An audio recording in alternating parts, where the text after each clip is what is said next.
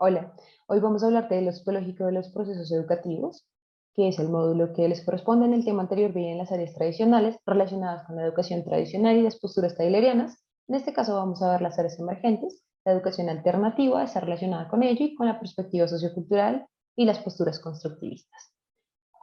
Estas áreas emergentes además nos hablan de el aprender desde el pensar, el hacer, el sentir y el ser, es decir, veríamos la punta escondida del iceberg en el aprender con y para los demás. Y las áreas tradicionales estarían más relacionadas con el memorizar y los procesos individuales del aprendizaje. Iniciamos con los procesos metacognitivos. Bueno, ¿qué quiere decir metacognoscitivo?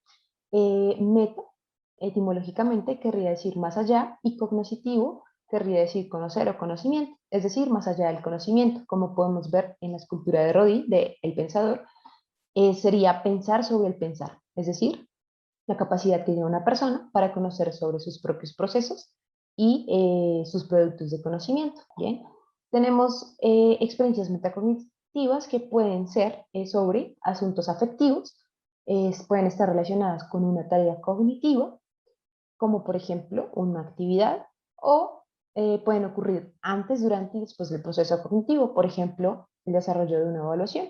Antes debo hacer un proceso de planeación y debo pensar en qué es lo que puede llevarme a conseguir esta meta, que es que me vaya bien, ¿no? Durante, que es cuando estoy haciendo todo el proceso de pensamiento complejo acerca de responder esas preguntas que me están poniendo, y después, cuando digo, bueno, ¿será que me fue bien? Yo creo que me fue bien, yo sí estudié, yo estudié esto, me preguntaron esto, yo creo que me fue bien. ¿Listo? Ahora vamos a hablar de la enseñanza estratégica.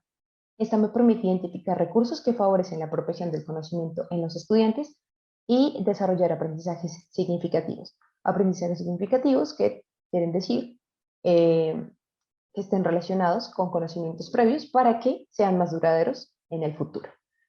Estas estrategias, esta enseñanza estratégica tiene unas estrategias de enseñanza propias que me van a permitir estos objetivos, que son los organizadores previos. Por ejemplo, para hablar de las áreas emergentes del proceso educativo, ustedes tuvieron que ver sobre las áreas tradicionales. Y este es el ancla que tiene este tema para que ustedes puedan entender de qué estamos hablando. Las preguntas abiertas, por ejemplo, el para qué es muy importante en una pregunta abierta, lo cual pues, me va a permitir que el estudiante pueda darme una respuesta más amplia. Los resúmenes, que me permiten organizar la información. Acá vemos un resumen con el título, la introducción, el cuerpo y las referencias. Los mapas conceptuales, que también nos permiten organizar la información, pero desde una forma jerárquica. Los objetivos, que nos permiten guiar los procesos de aprendizaje, y los cuadros sinópticos, que nos permiten partir de una idea general a ideas más particulares. Finalmente, las analogías, que son muy utilizadas, pero solo sirven si los estudiantes conocen los conceptos previos, ¿no? Por ejemplo, si yo voy a hablar sobre el flujo sanguíneo, podría decir que funciona muy similar a una tubería, y si hablo sobre el cerebro, podría decir que funciona muy similar a una computadora. Las relaciones interpersonales, intrapersonales y cognición se abordan desde la perspectiva sociocultural, desde Vygotsky, que nos habla de que los procesos se dan primero en el plano social, en la interacción, luego yo recojo eso de la interacción, lo internalizo y se vuelve parte, le doy un significado y allí se vuelve parte de mi plano psicológico para poder seguir interactuando. Por ejemplo, aquí vemos una fresa, ¿verdad? Todos vemos una fresa. Pero, como se contempla la perspectiva sociocultural, en Argentina ven una frutilla, en México vemos una fresa y en Brasil ven un morango. Las escuelas inteligentes, que nos hablan de unos objetivos básicos del proceso de aprendizaje, del proceso de educación, y es que hay retención, interpretación y aplicación. Todo aquello que yo aprenda, debo ser capaz de aplicarlo.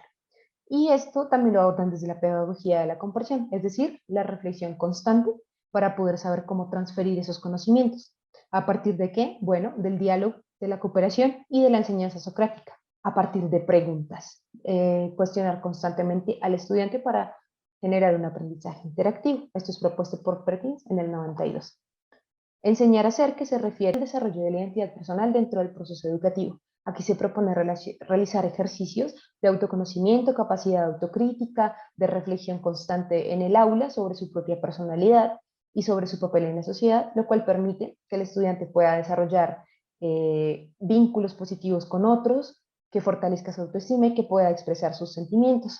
Esto nos lo menciona Delors en el 96 y Ugarte y Naval en el 2010 nos hablan del service learning, que es el aprendizaje servicio, es decir, que todo aprendizaje que yo tengo puedo ser capaz de replicarlo en comunidad o en procesos comunitarios.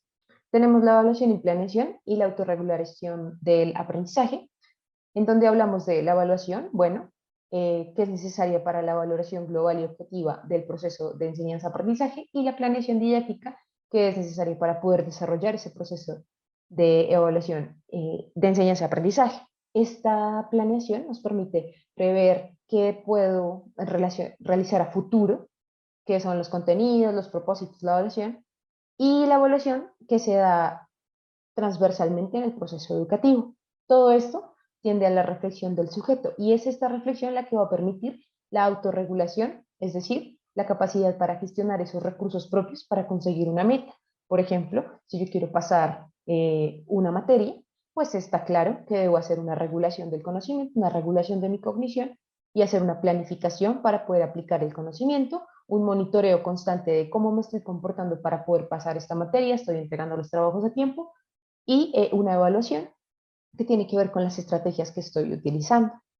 Bien, en resumen, todas estas áreas emergentes son complementarias entre sí y se abordan desde lo sociocultural, desde el constructivismo, desde las perspectivas de la educación no tradicional, pretenden complementar la formación integral de los estudiantes o apuntan a ella. También abordan la complejidad del contexto social que permea el proceso educativo y permiten construir conocimiento sobre, no solamente sobre las asignaturas, sino también sobre el sí mismo y sobre los otros. Finalmente, la pregunta que tenemos es, ya entendí que las áreas tradicionales donde se desenvuelve el psicólogo educativo son en las que siempre se ha desempeñado, pero uno, ¿las áreas emergentes son las que tienen que ver con los nuevos escenarios o modelos educativos? Respuesta, sí, sí tienen que ver con ello, con la otra perspectiva de la educación. ¿El psicólogo educativo puede desempeñar sus funciones en áreas tradicionales y emergentes al mismo tiempo? Sí, la respuesta es sí. Cuando voy a devolverme aquí vemos que las áreas emergentes no se pelean con las áreas tradicionales, de hecho llegan a complementar y a dar una visión mucho más compleja para poder abordar las problemáticas de la educación actual. Entonces, vemos que simplemente estábamos hablando de la punta del iceberg y estamos profundizando mucho más en esta comprensión de los procesos educativos. Y bueno, gracias y eso es todo. Pueden complementar con estas referencias.